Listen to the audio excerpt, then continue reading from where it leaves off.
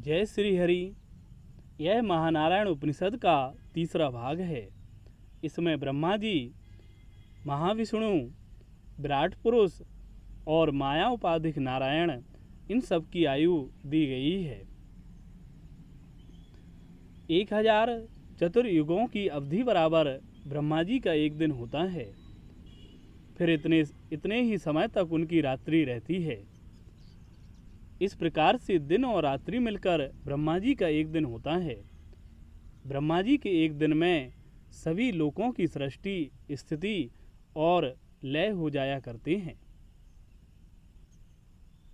ब्रह्मा जी के ऐसे 15 दिनों का एक पक्ष, 2 पक्षों का एक महीना और 12 महीनों का एक वर्ष होता है। ब्रह्मा जी का जो संपूर्ण जीवन है वह 100 वर्षों का है। अपने जीवन के अंत में ब्रह्मा जी महाविष्णु में लीन हो जाते हैं। उस समय सभी तत्व नष्ट हो जाते हैं और प्रलय रहती है। यह प्रलय की अवधि भी 100 वर्षों की है। इस प्रकार से ब्रह्मा जी का जो संपूर्ण जीवन है और उनकी जो प्रलय है वह महाविष्णु के क्रमशः दिन और रात्रि कहे जाते हैं। दिन और रात्रि मिलकर महाविष्णु का एक दिन होता है। ऐसे 15 दिनों का एक पक्ष, 2 पक्षों का एक महीना और एक वर्ष में 12 महीने होते हैं। महाविष्णु का जो संपूर्ण जीवन है वह 100 करोड़ वर्षों का है, अर्थात 1 अरब वर्षों तक उनकी आयु है।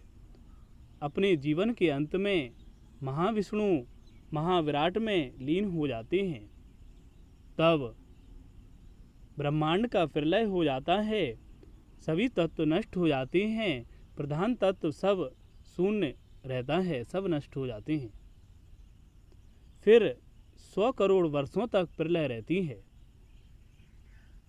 महाविष्णु का जो संपूर्ण जीवन है वह महाविराट पुरुष का दिन और जो महाविष्णु की प्रलय है वह महाविराट पुरुष की रात्रि कही जाती है।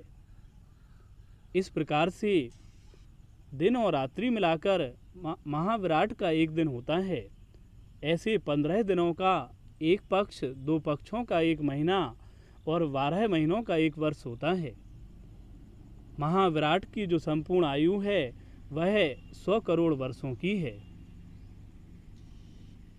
स्थिति के अंत में महाविराट पुरुष मायाउपाधिक नारायण में लीन हो जाते हैं।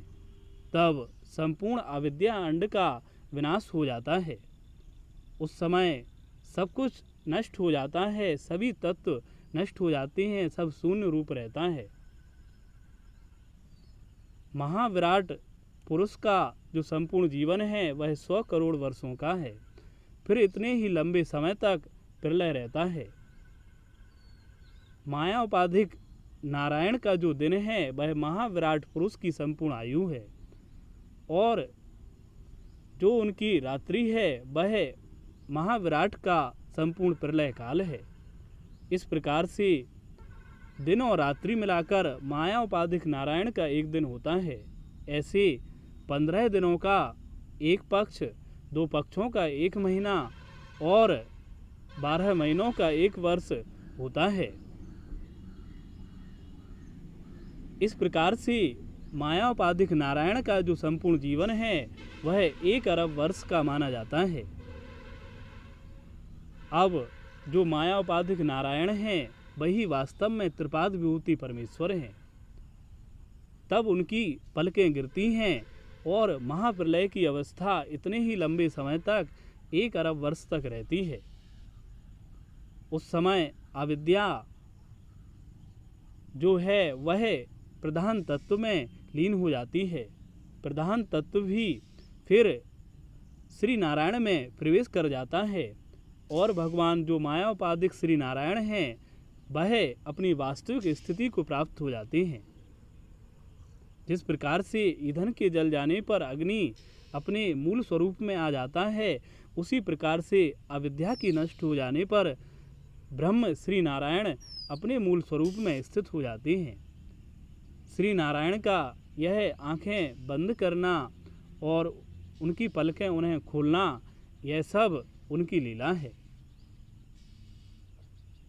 श्री नारायण का पलकें खोलना यह बाह्य दृष्टि से अपने स्वरूप का चिंतन करना है और उनका पलकों को बंद करना आंतरिक दृष्टि से निज स्वरूप का चिंतन करना है। श्री नारायण ही वास्तविक परमेश्वर हैं, यही त्रिपाद विभूति ईश्वर हैं।